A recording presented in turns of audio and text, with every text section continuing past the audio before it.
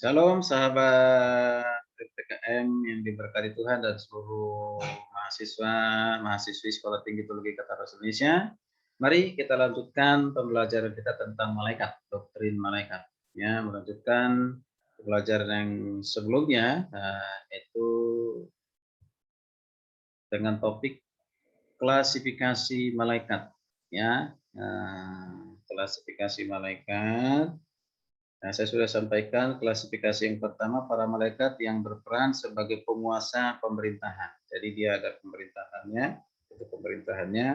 Kemudian malaikat yang memiliki tingkat yang tertinggi. Jadi ada malaikat yang lebih tertinggi, itu namanya Mikael sebagai malaikat penghulu. Maka kita lanjutkan klasifikasi yang ketiga, yaitu malaikat yang adalah individu, ya, individu yang prominent, ya, prominent. Nah, maksudnya kita perhatikan di sini satu, yaitu Mikael. Ya, silakan nanti dibaca dalam Daniel 10 ayat 13 dan juga Daniel 12 ayat 1 tadi kita sudah baca ini. Ya. Ini maksudnya di sesi yang sebelumnya kita sudah baca ini. Ya. Nah, nama Mikael itu berarti siapa yang seperti Allah. Siapa yang seperti Tuhan. Nah, di kitab suci ya diklasifikasikan secara khusus sebagai penghulu malaikat. Jadi Mikael adalah pembela Israel yang berperang atas nama Israel melawan setan dan pengikutnya di zaman tribulasi. Ya, nanti bisa dibaca bukti Alkitabnya ini menjelaskan di Wahyu 12 ayat 1 sampai 9. Wahyu 12 ayat 1 sampai 9 ya. Silakan membaca itu ini ya. Kemudian Mikael juga berselisih dengan setan tentang tubuh Musa. Ya, tubuh Musa. Kita tahu tubuh Musa itu tidak satupun yang tahu dia dimakamkan karena dikatakan Tuhan yang memakamkannya. Ya, tetapi Mikael tidak menghakimi, ia menyerahkan hal itu kepada Tuhan. Yudas 9, silakan dibaca. Nah, saksi Yehova dan sebagian orang Kristen menyebut Mikael sebagai Kristus. Namun pandangan ini akan berarti bahwa Kristus memiliki otoritas yang lebih rendah dari setan. Dan ini tentunya tidak benar ya, tidak tepat dan itu tidak jangan diterima hal itu ya. Tetap Kristus ya otoritasnya lebih tinggi daripada para malaikat. Oke. Selain Mikael ada Gabriel. Ya Gabriel. Gabriel ini pernah muncul nampak ya di Daniel 9 ayat 21, kemudian juga Lukas 1 ayat 26. Daniel 9 ayat 21, saya baca ya. Daniel 9 ayatnya yang ke-21. Firman Tuhan berkata demikian. Sementara aku berbicara dalam doa, terbanglah dengan cepat ke arahku Gabriel. Nah ini Gabriel, malaikat. Dia yang telah kulihat dalam penglihatan yang dahulu, itu pada waktu persembahan korban petang hari. Nah itu ada Gabriel. Kemudian coba kita lihat di kitab Perjanjian Baru, Lukas 1 ayat 26. Lukas 1 ayat 26 berkata demikian. Dalam bulan yang ke-6 Allah menyuruh malaikat Gabriel pergi ke sebuah kota di Galilea bernama Nazaret. Jadi ada namanya malaikat Gabriel. Nah, ada juga nama orang sekarang jadi nama Gabriel, nama malaikat. Jadi namanya berarti Gabriel itu namanya artinya apa? Itu manusia Allah atau Allah itu kuat. Jadi Gabriel itu artinya manusia Allah atau Allah itu kuat. Nah, Gabriel kelihatannya menjadi utusan khusus Allah ya dari program kerajaannya, di mana dalam setiap pemunculannya sebanyak 4 kali dalam catatan Alkitab, ya, ia menyatakan dan menafsirkan maksud Allah dan rencana tentang Mesias dan kerajaannya pada para nabi dan juga pada orang Israel. Dalam bagian yang sangat signifikan, Gabriel menjelaskan peristiwa apa? Peristiwa dari 70 minggu untuk Israel. Silakan nanti dibaca di Daniel 9, 21-27 ini berhubungan dengan tentang akhir jam.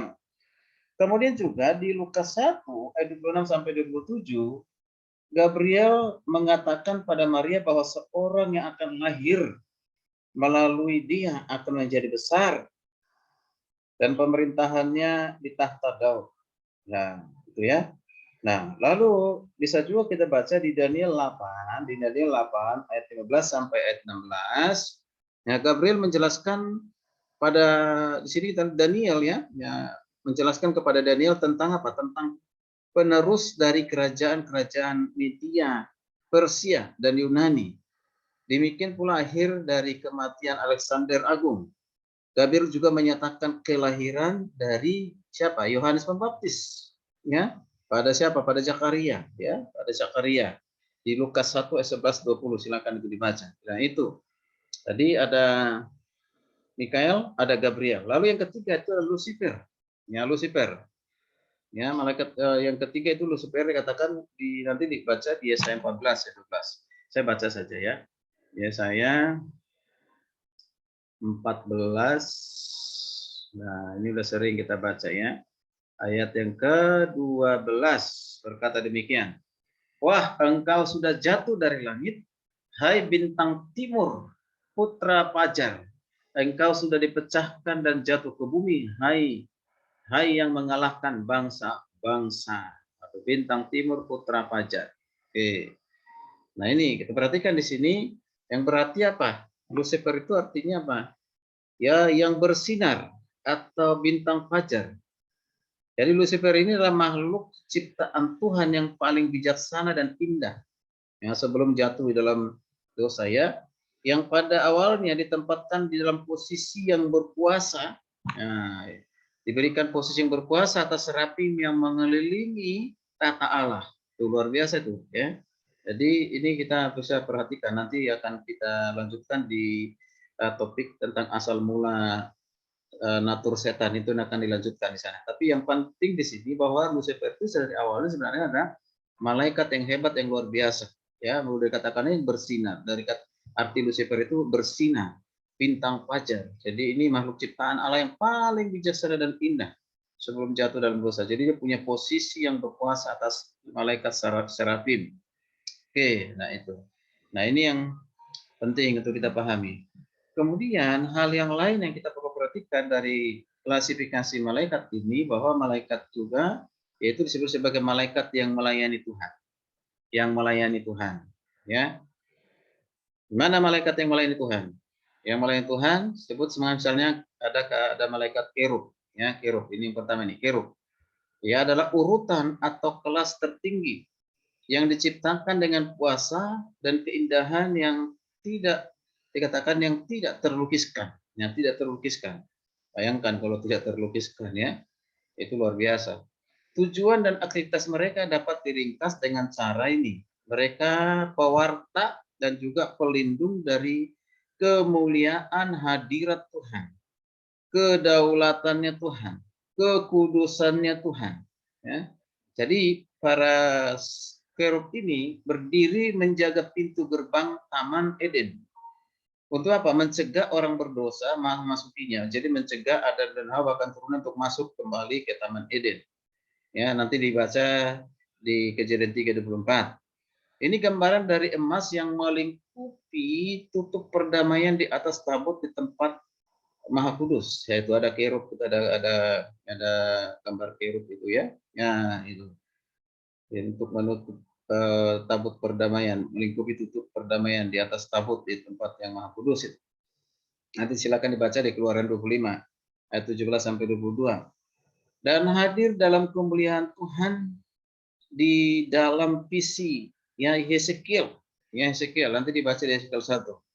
Tadi kerub ini memiliki tampilan yang tidak biasa dengan 4 wajah, yaitu apa? Dikatakan yaitu manusia, ya, jadi dia dikatakan dia memiliki wajah manusia, singa, lembu, dan burung raja wali. Ini tampilannya di malaikat kerub ini ya.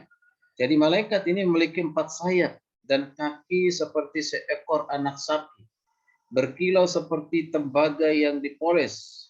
Nah, kalau diperhatikan di Hesekiel 1, mereka melayani kemuliaan Tuhan dalam persiapan untuk apa? Dalam persiapan untuk penghakiman nanti, masa penghakiman. Nah, itulah yang pertama yaitu malaikat yang melayani yaitu kerub, ya. Kemudian selain kerub juga ada namanya serapim. Ya, serapim ini berarti yang dibakar. Wow, yang dibakar. Ini digambarkan mengelilingi tahta Tuhan. Ya di Yesaya 6 ayat 2 ya. Yesaya 6 ayat 2. Coba saya baca dulu Yesaya 6 ayat 2. Yesaya 6 ayat yang kedua. Ayat yang kedua berkata demikian. Para serafim berdiri di sebelah atasnya masing-masing mempunyai 6 sayap, 2 sayap dipakai untuk menutupi muka mereka, 2 sayap dipakai untuk apa? Menutupi kaki mereka, dan 2 sayap dipakai untuk melayang-layang. Oke, jadi ini malaikat serafim ini digambarkan memiliki 6 sayap, 6 sayap ya. 3 rangkaian seruan mereka juga kita perhatikan di sini, seruan dari malaikat serafim ini mengatakan ya, suci, suci, suci, atau kudus, kudus, kudus. Ini ayat yang ketiga dari bacaan tadi. Nah, dan mereka berseru seorang kepada seorang katanya, kudus, kudus, kuduslah Tuhan semesta alam. Seluruh bumi penuh kemuliaannya. Jadi diulang, suci, suci, suci, kudus, kudus. Ada lagu itu. Suci, suci, suci. Nah, itu luar biasa. Jadi dikatakan bahwa para malaikat ini suci, kudus. Jadi berarti mengakui Allah sebagai yang sangat sempurna dalam kekudusan. Ya, malaikat kudus, tetapi yang maha kudus melebihi daripada malaikat itu malaikat akui itu pada siapa? Pada Allah. Maka katakan kudus, kudus, kuduslah Tuhan. Ya. Karena itu para malaikat ini memuji dan menyerukan kesempurnaan kekudusan Tuhan. Nah, serafim juga mengekspresikan kekudusan Tuhan di mana mereka para malaikat ini ya serafim ini memproklamasikan bahwa manusia harus disucikan dari apa? Dari dosa, dari moral dosa, ya. Dari dosa moral sebelum ia dapat berdiri di hadapan Allah dan melayani Tuhan. Nah, itu dia ya. Jadi ini beberapa hal yang penting kita perhatikan klasifikasi dari para malaikat. Kiranya ini bermanfaat buat kita semuanya. Ya, belum selesai, masih ada materi berikutnya, yaitu tentang pelayanan malaikat. Apa saja tugas tanggung jawab malaikat. Akan dilanjutkan di sesi yang berikutnya. Silakan mengikuti supaya kita lebih lengkap lagi ya berbicara atau punya pengetahuan tentang doktrin malaikat. Shalom, sampai bertemu. Tuhan Yesus memberkati. Haleluya. Amin.